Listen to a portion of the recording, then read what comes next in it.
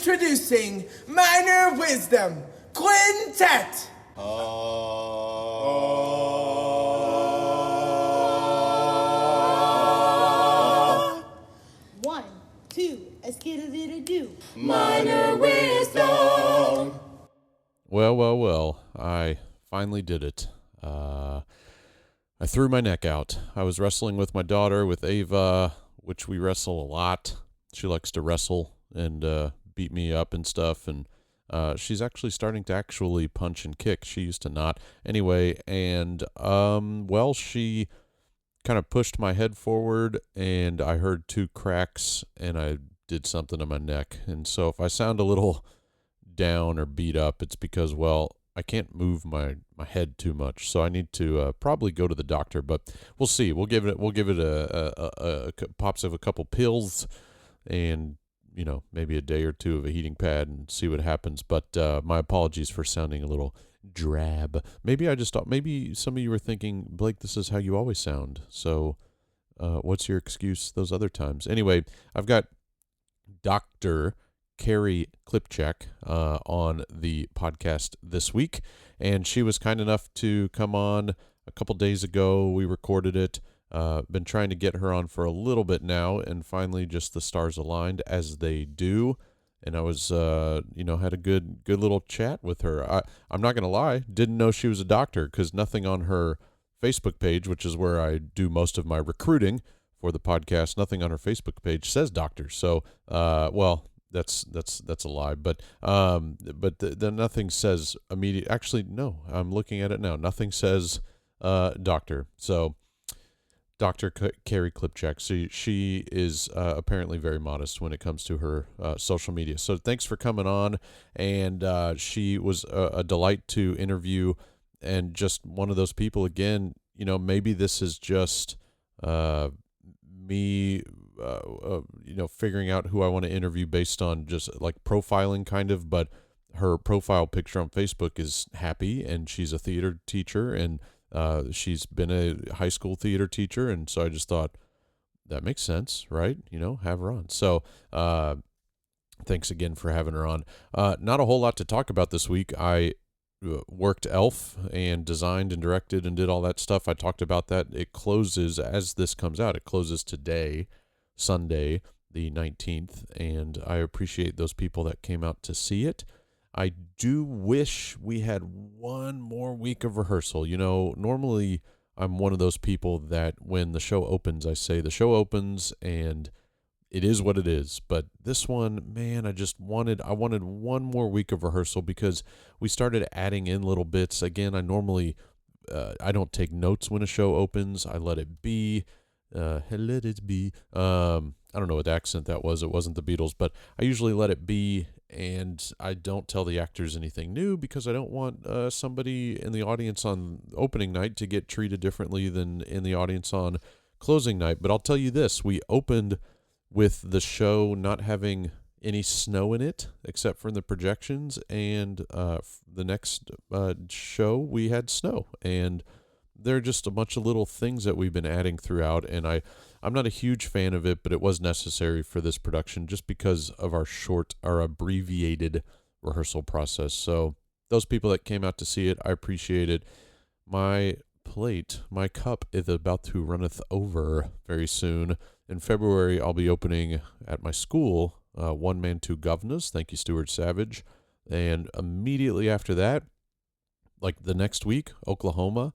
And 2 weeks after that, I'm going to be designing a show for the Destiny Miller downtown at the Rec Room, downtown Houston. So I am super #blessed right now to be so busy, and I enjoy it. I don't complain about being busy. Busy is good. If somebody asks me how I'm doing, I don't immediately go, ugh, I'm exhausted, like some people do. Looking at you, Robert. But I do enjoy being busy, and I don't look at that as a burden. It is a good time. Hope everybody's enjoying their holiday break. It's begun. It is upon us, and the next time I drop an episode, we will have Christmas will have come and gone. And for me, my family's leaving town this week, so I will be Sans family this entire week, which means I hope to reach out to quite a few people and get them on the podcast and get some interviews in the can so that I'm not taking away family time, because I do love me some family time. If you know, I don't know if you know what it means with that stuff, but anyway, I hope to reach out to as many people as possible that I think about. I've already reached out to a few, and they're going to be on. So enough rambling. Why not keep this short and sweet, short-ish and sweetish? Yeah. This week, I've got the one and the only Dr. Carrie Klypchak. Enjoy. I am currently an associate professor of theater at Texas A&M Commerce, and I run our graduate program here, as well as I'm an associate professor of acting and directing. So I've got a really great job where I get to work with a really great bunch of people, both undergrad and grad students. And I developed this program that you may know about. It's for working professionals, and we have a ton of high school theater teachers. I can talk about that later, why I developed that, who are in our program, who are online during the year and in person during the summer.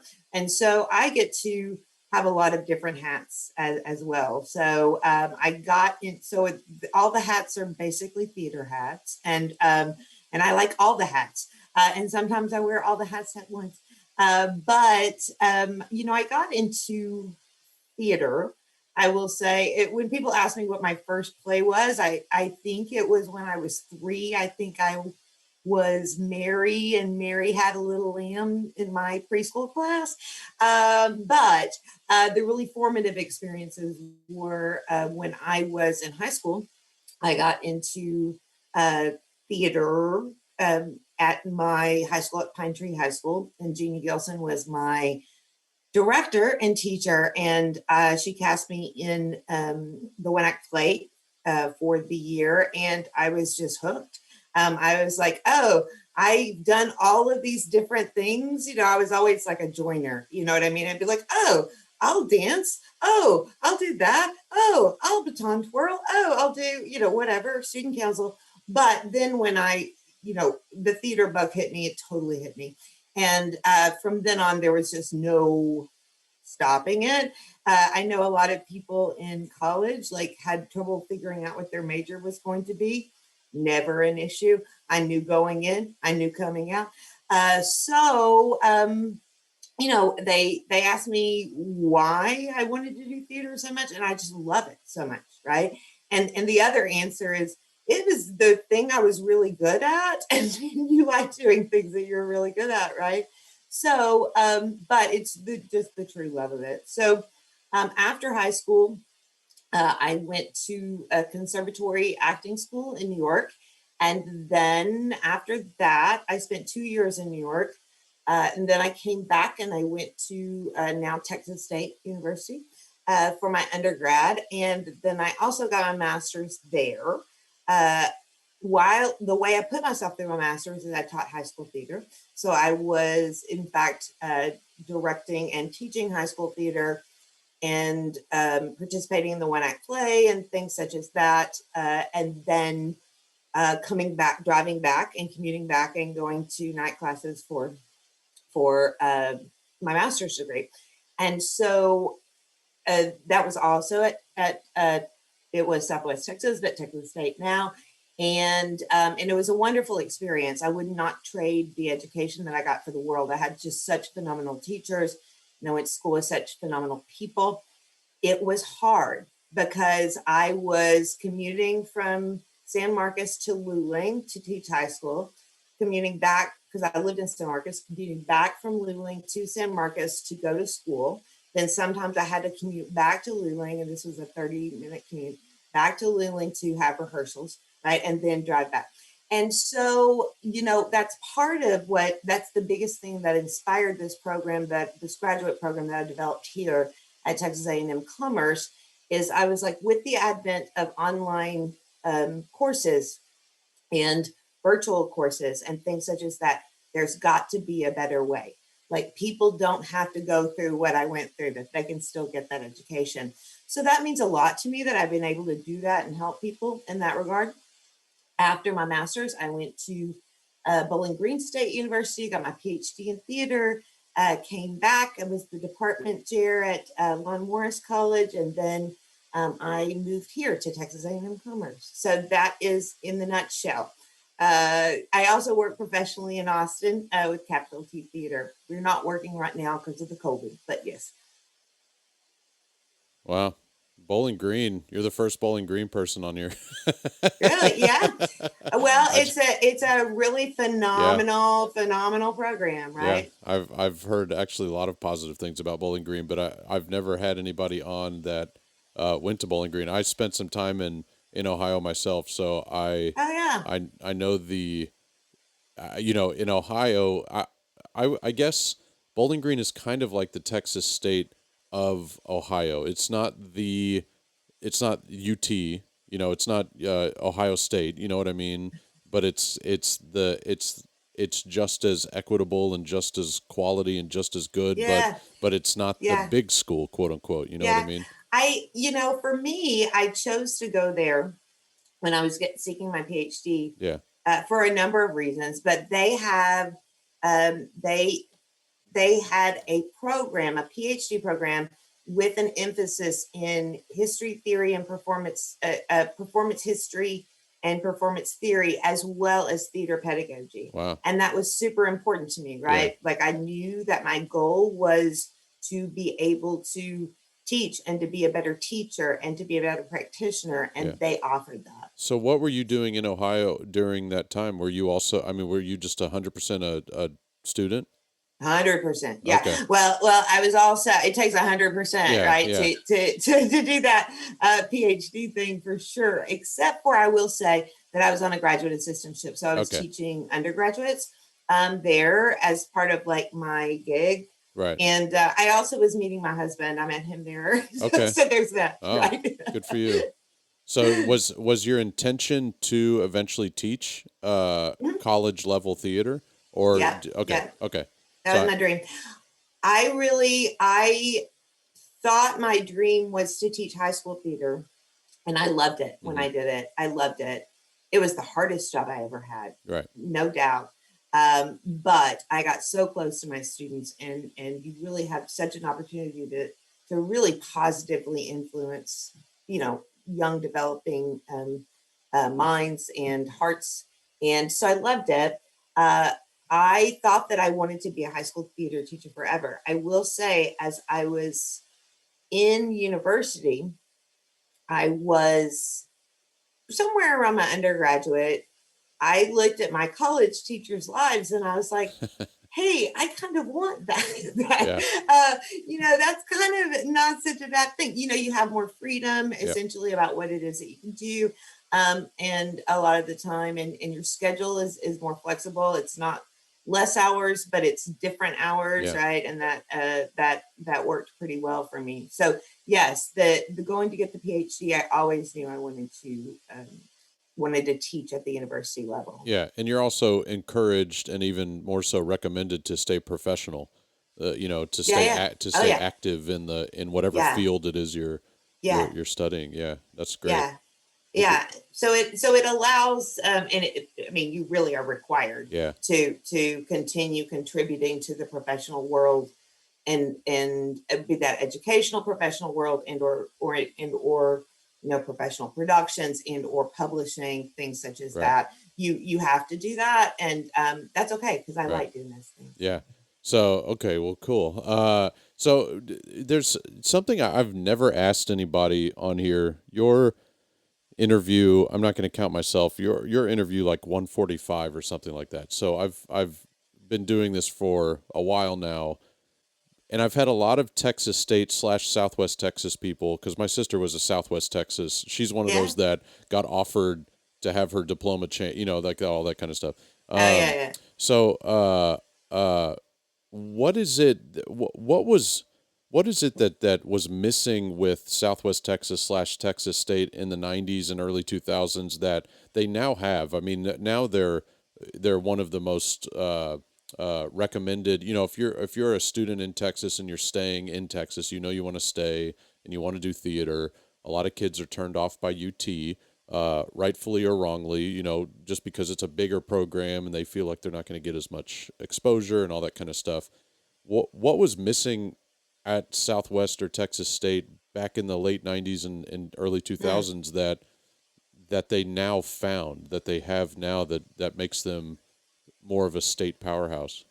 Yeah, I don't. Are you talking about the theater Yeah, department yeah, or the yeah, school as yeah. a The theater whole? department. Yeah, yeah. So I don't think there was anything missing. Okay. Actually, I mean, we just like I got to study with some really phenomenal teachers, and it was not for me. It was the right size. It was still a pretty Yeah, large program, and now it is huge yeah, and booming, as you said. I think that they have gone in. More I think that they just have more professional kind of uh, tracks sure. of studying. I think at this point that they can offer more different things, right? Because Got it. I like I said when I was there, certainly it was still very large. Right. It was still very large. My program I would consider a mid-sized regional institution Yeah. program. That one was still way bigger, so it was pretty big. Okay. And so, but I think that they're doing a lot more. Don't quote me on this because that's not Yeah. my area. Yeah. But my It's more understanding is opinion. that they really built on their professional outreach Yeah. kind of Right. thing for one thing, right? Right. And it's very quality. It was very quality when we were there. Yeah. If you mentioned a few people that you've talked to, and I know a few people that you've talked to, and I'm like, oh yeah, they were Southwest Yeah. Texas people. Yeah. So yeah. Yeah. So I just remember when I was looking for colleges, and I did a horrible job. I don't want anybody to ever follow my example, but when I was looking for colleges, Southwest was not even on my radar, and I was going to Huh. school for theater. So Uh-huh. I just, I think it has to do, in my opinion, again, this is just you and I bantering about why, but there's no science behind it. But I think it's just too close to UT. I think Mm. geographically speaking, maybe it's just that it's people saw UT and Southwest was in the shadows or something. I Mm. could be totally It wrong, could but be. yeah. I actually, it's funny. I had a scholarship to go to UP, and I turned it Oh, down to go to Southwest Texas. So wow. it was, there were some powerhouse things that were going on, but Yeah, but also it was large, but it was small enough for you to still get experience. right. So. You could have met Matthew McConaughey.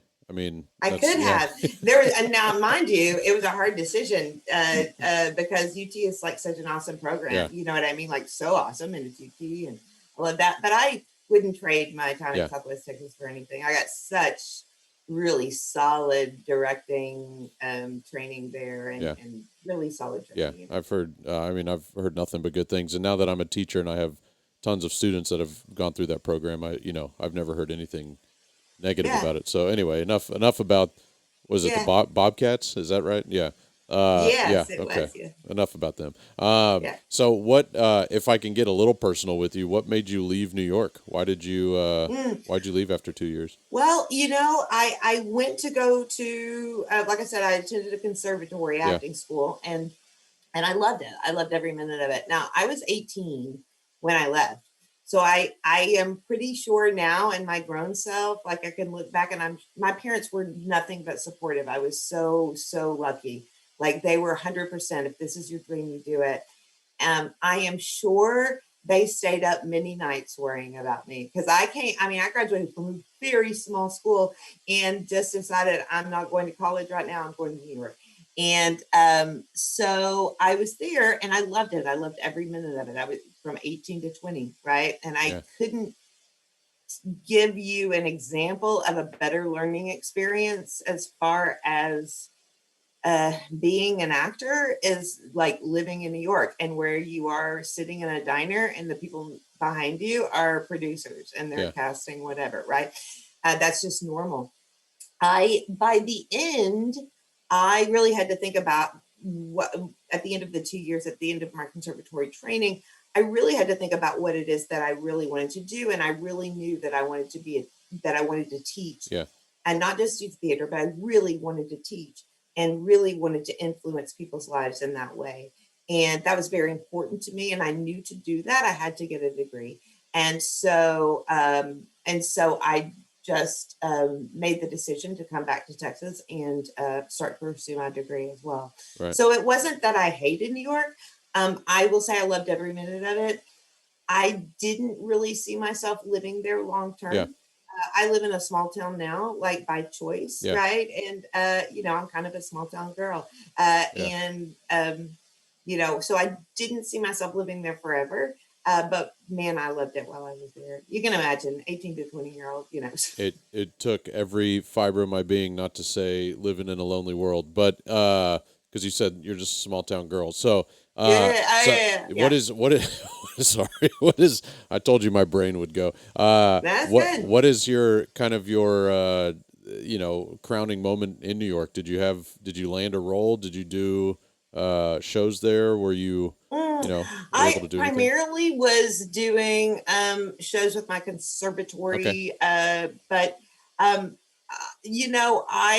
look back. I did I think if I looked back at what my strongest work was, I'd probably say I played a role in a show called A Different Moon, which Okay. was just a really challenging and lovely role, and it was just offered the opportunity for real honesty on stage, and I was very proud of that. I will also say I got very good at stage combat, and by the end, my stage combat teachers were like, "Oh, you really need to get certified in stage combat." And I thought about it, but I was like, I'm not sure that that's the direction I want to go in. In hindsight, Right. that was stupid, but I Yeah. was 20, right? So Are you still decent at that, at stage combat? I would say decent enough to do the Right. basics, you know what I mean? Like in Right. a safe way, and to Right. teach my actors how to do the basics. I do not in any way claim to be a stage combat Yeah. expert. We actually have someone who teaches stage combat in our program at our school. It's not me. She's very good at it, but Yeah. I know how to do, basic hand-to-hand Sure. things. It's Yeah. choreography. Yeah. Yeah, it is. It's 100% that. Absolutely. Yeah, 100%. So, changing subjects a little bit, still sticking with kind of the university thing. So you said Yeah. you work with grad and undergrads. Yeah. At the same, like within one semester, you're working with both grads and undergrads.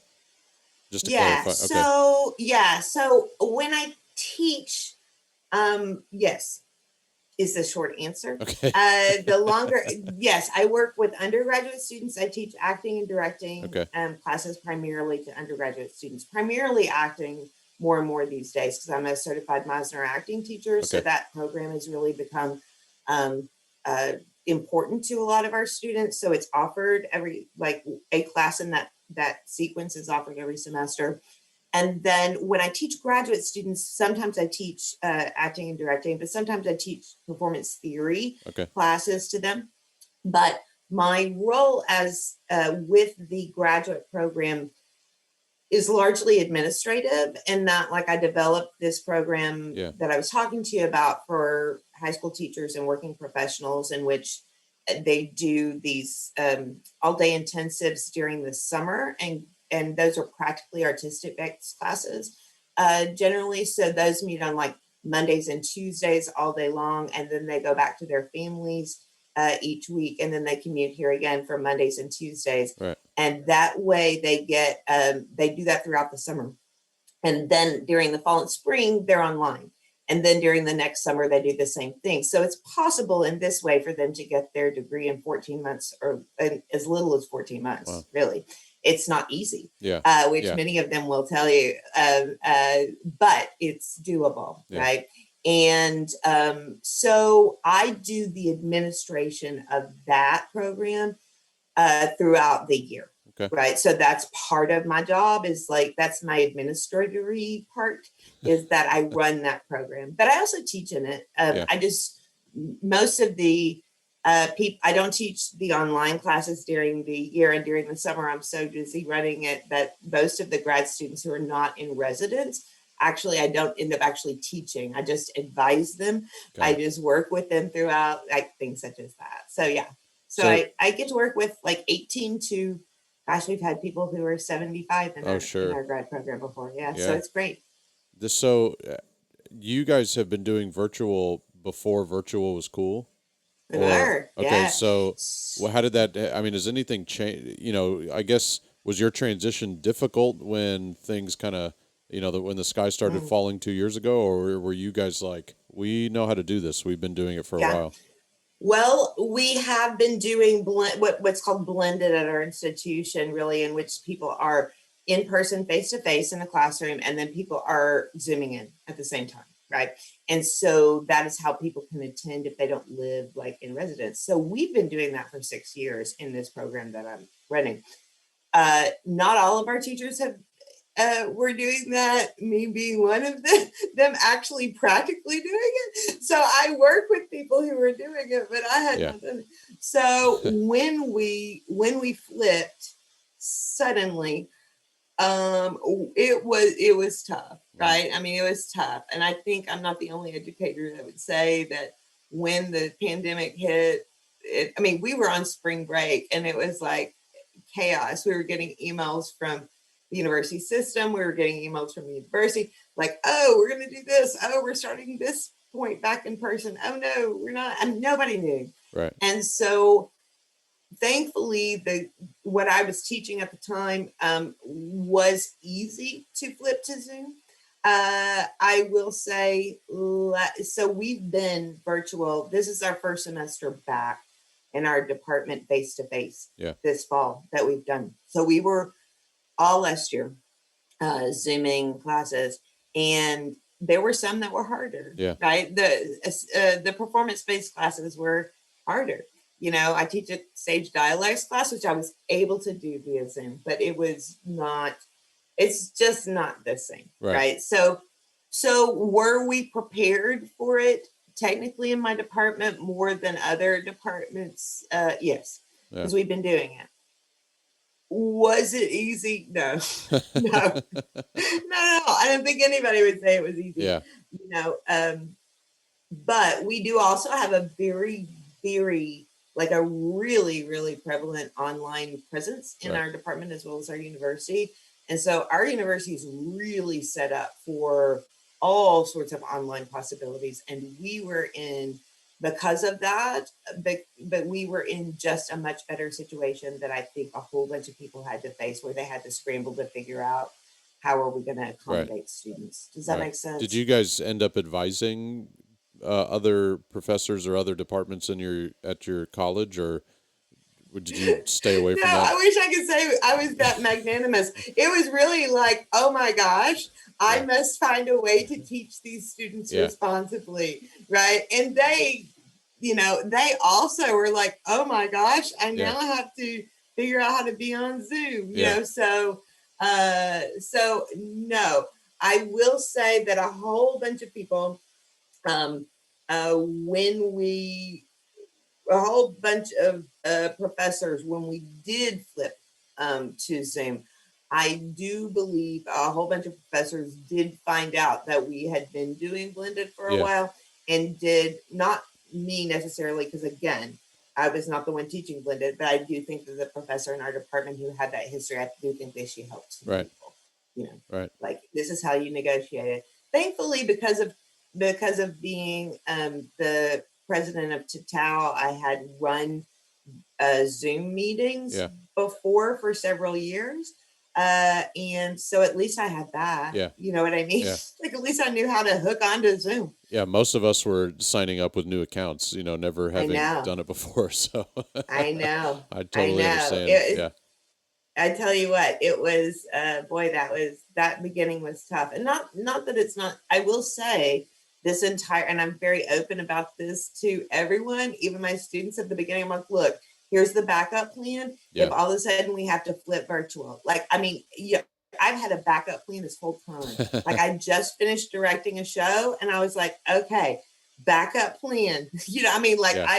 Even when I negotiated the rights, I'm like, can I flip it to live stream if I have to, right? That kind of thing. Yeah, you've got to. So I'm gonna flip the subject a little bit.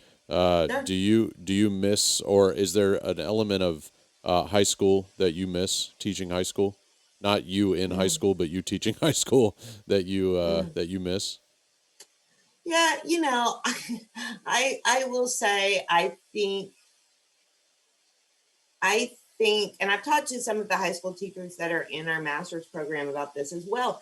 I think that you do have a tendency, because you're with those students Yeah, so much, right? So much. You do tend to create even just a closer bond, I think, kind of thing. Now, not that I haven't been super close to some of my students here, I have, and but I just think it's a different yeah, kind of relationship, Yeah, so I miss that part. yeah. I miss that part. I don't miss the discipline part. Right. Where you have to deal with. I don't miss that at Yeah. all. Yeah, Right. and also Um, those high school kids are in a different part of their life compared to a 22-year-old, or somebody absolutely, older than that even that's got family with, and all that kind of absolutely. stuff. So yeah, I get that. Yeah. I get that.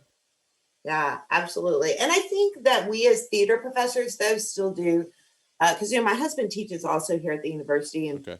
and he teaches. He's not a theater person, and he's noticed this as well, because because we're directing them and we're teaching them in classes, and they basically live in our performing arts Yeah. center kind of thing. We do tend to I think we do end up getting closer to our students than a lot of other professors have the opportunity to Right. do, whether we like it or not, right? So, Yeah. which most of the time we do, of course. Well, But and I do think I miss that about high school theater teaching, like that you do get so close to yeah, them. I mean, I'm still in touch with many of former yeah. the former students from when I taught high school, so. All right, so I'm going to flip it again, and you kind of segued into this, which was perfect. You didn't know that I was going to do this, but you said that you met your husband when you were getting your PhD in Ohio. Uh, Do you have a story? Like how did you how did you meet?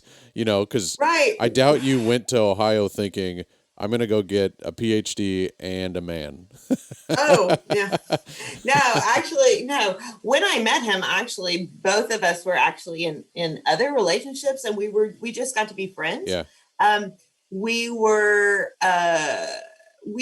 He has his PhD in American Culture Studies from Oh. Bowling Green, Okay. and so there were a lot. My PhD had a very strong emphasis on culture studies. Yeah. And so we took some of the same classes that were cross-listed together. My very first semester there, we were in the same class, and it was a censorship class. And we were studying censorship, and we just got to be friends. Yeah. And we were friends for years, actually. And then we ended up dating. Yeah. So It's my yeah, wife and I did it the was same one of thing. those Yeah. things. Yeah. Yeah, I he was saying, was yeah, go ahead. Sorry, go. no, I'm no. interrupting. Like I said, he was when we started dating. Both of us were still finishing our dissertations, Yeah. but I got a job here in Texas while I was still finishing my dissertation, and he actually, because I was moving to Texas, also like applied and got a job in Texas as well while he finished his dissertation. So it worked out. Wow. Yeah, that's cool. Yeah, it's just kind of fun. Same with I was saying my wife and I same thing. We were friends for I think 4 or 5 years before we ever started dating. So, yeah, Yeah, I totally get that. I think that was probably for the yeah. best. Yeah. Well, when we started dating, and I was deep into directing whatever Yeah. shows and everything else, like I generally would apologize to him, like, I'm sorry I'm not around. Yeah. However, you knew what you were getting Yeah. into when you signed up, right? I mean, because there was plenty of opportunity for you to witness Yeah. that. So So would he make a good dramaturg? Like would he do pretty, be mm. pretty successful with that? Well, I actually do professional dramaturgy for Capital Yeah. T theater, right? And so, actually, funny that you mentioned that. One time we did do a show, and that like his expertise intersected with it, and I was like, why don't you be my co-dramaturg on this? And so he actually did that. Yeah. He actually is not a theater person, but he is a music music head, and he's a metalhead essentially, and Yeah. studies music as popular culture, and he's a fantastic sound designer. Yeah. So every once in a while, I will beg him to do the sound design for my show, Yeah. and he's wonderful at that. So I guess I would say he is not a theater person, but I have lured him over to the dark side Yeah. in some ways, right? Yeah. So he's slowly starting to understand it and Yeah, get it. he gets it. He Yeah. gets it, and he sits. He sits around and listens to me talk with my theater friends, or he's they're Yeah. his friends as well. But he's heard so many. I mean, he's gone to so many conferences with me, or people over at our house, like sitting in the backyard, like talking theater stuff.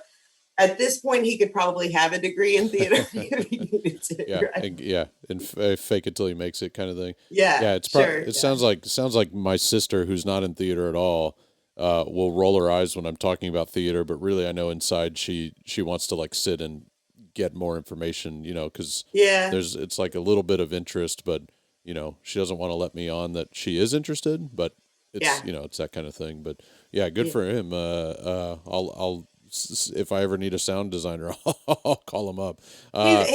He really is fantastic, and he's really easy to work with because he knows me, right? Like he knows I'm going to be like, no, that's not going to work, and he like doesn't get offended. I'm like, no, keep looking, set that kind of thing. So speak on. You mentioned the theater that you kind of do some work with. Talk about that theater, because it's a community theater, but it's professional, or talk a little bit about. It's not a community theater; it's a professional theater in Austin. Okay.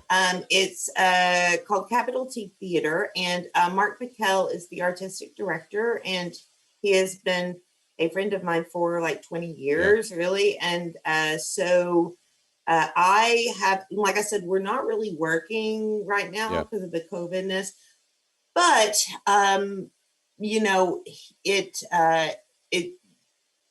When he asked me the first time, like, will you be a dramaturg for this? That's how it started. And I was like, sure. And then it just kind of grew to where I was being a literary manager more full time. And I would come and, I've gone and directed a couple of times there. And I've actually performed a couple of times in the shows. And I will say it's just, it would be so much easier, I know, if I would work professionally closer by. I mean, I don't live that far from Dallas. And there's wonderful work going on there, but I will say that the it's really important that you work with people who have the same mind as far as what it is you want to produce, right? The kind of thing that you want to produce, and we just do. And so that has been a really wonderful outlet and experience for me. And I actually went. I was granted a sabbatical, which is called faculty development leave here, about 8 years ago. And we were able to move there for 6 months for me to work with Capital T Theater for 6 months, and to direct a show and to be a dramaturg and be a production manager and things. And that was fabulous, right? I mean, like I said, I went to school forever in San Marcos. So moving back to Austin was kind of like coming home to me, so. Yeah, that's cool. So, as an artist, do you find that your artistic kind of release, your outlet, is more fed by directing or being a dramaturg, or acting, or or is it all of the above? Well, I think first, primarily at this point, I consider myself a director primarily, as well as an acting coach. Like I really do pretty hardcore acting coaching. I enjoy being a dramaturg, and I really enjoy acting. Yeah. I will say that that's how I started, right? And I have been able to do that with Capital T, in my time with them over the past 15 years or something. That's what I'm talking about. But primarily I'm directing, right? Yeah. Because I'm teaching students, and that's part of my job. Right. So I think primarily at this point I consider myself an acting teacher and a director. Right. Really. So okay, good for you. Have you found yourself becoming more picky? As an artist, and being like, well, I don't want to work on that. I'll let somebody else work on that project or that kind of thing. And something comes along and you're like, ooh, Mark or whoever, I want to, let me do that one. Oh, yeah. Yeah. Is the answer. Yeah. Short Yeah. answer. Yeah. I mean, I think that there's a time when, I think just like any theater person, I think when you are starting out, Yeah. and whatever that means Take for everything. Yeah. whoever, right? Yeah. Then you pretty much got to take what's offered to Right. you, right? To be able to get the experience and get your foot in the door and things such as that. And then I think there's a certain point in your career where you have uh, earned the right to be able to say, this is what I would like to work on, Yeah. right? That kind of thing. Like, I'm not real interested in that project. Now, sometimes I do things that are not like I direct shows that are not my favorite shows in the world necessarily. However, they're quality shows, and I choose them for the educational value that my students need, right? That like, I'm looking like they need this right now in their training. So I'm going to direct this to help them do that, right? And so that in itself is a reward to me. But like, as far as artistic projects go, then I'm picky. Yeah. You're allowed to be, like you said, you get to a point where you've earned it. Yeah. 100%. Yeah. So I totally agree with that. Yeah, I think that that's hopefully where we get to, right? I mean, like when we're doing all the stuff that we would rather not necessarily be doing to get our foot in the door, that's what it's supposed to lead to. Yeah, right. Yes. So I'm going to flip this again, and I'm going to ask a question I've asked a lot of the college university type, the handful that I've had on here. I always ask them, what is it that a high school theater educator or director could focus more on that you see that is missing from a freshman or sophomore college student? The first time you interact with a college student, undergrad, not necessarily grad student, the first time you interact with them, you say, man, I wish you had gotten this or you gotten that. And I've had a full gambit of responses. I think the first one ever was Jim Johnson saying, learn how to make a schedule. Learning how to kind of keep yourself scheduled and all that kind of stuff. And I've had a variety of, stop telling kids yes to everything. I've had that answer before because they get to college and they expect to get everything. So what is something that you've seen at Commerce that is, it would be helpful if, and I don't want to incriminate high school theater teachers, but it would be helpful if we kind of focused a little bit more on X, Y, and Z. Well, it's certainly, of course, my caveat here is like we get the gamut of different training and not training and all sorts of stuff, right, at the college level. So there are some students who come in prepared in some ways, and some students come in prepared in others. I would say artistically, it would, like, the concept of really talking and really listening to someone on stage, like for the very first time, like that's never happened. And I think I know that my high school theater teacher friends work with students on that, but once they get to the college level, I would love for them to understand that listening is not just making it look like you're listening, right? Like actually really responding in the moment to what it is that person is actually giving you. And that's a more advanced kind of thing. It really is. It sounds so easy, right? It sounds so easy. It's not, especially when you're also working with technique, as far as like how you project to the back of the house and still do that, how you have your blocking and you're blocking and still do that. So I think that would be my number one artistic thing. I think that I'd like for them to write their blocking down regularly.